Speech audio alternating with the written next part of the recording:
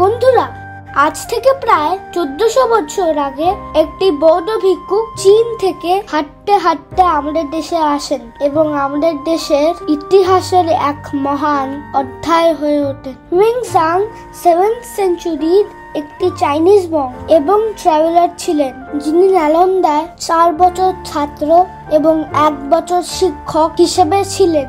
হুয়েনসাং ভারতে আসার আগে থেকেই বুদ্ধিজম মানতেন। সেই সময় চীনে বুদ্ধিজম ছিল, কিন্তু বুদ্ধিস্ট স্ক্রিপচারের ভালো চাইনিজ ট্রান্সলেশন ছিল না এবং তারই খোঁজে উনি অত্যন্ত কঠিন এবং দুর্গম পথ পার করে ভারতে আসেন এবং বুদ্ধিজম নিয়ে পড়াশোনা করে। ভারতে উনি মোট 14 বছর কাটান। ওনার লেখা ট্রাভেলগ পড়ে আজ আমরা নালন্দা এবং ভারত সম্বন্ধে অনেক অজানা তথ্য জানতে পেরেছি।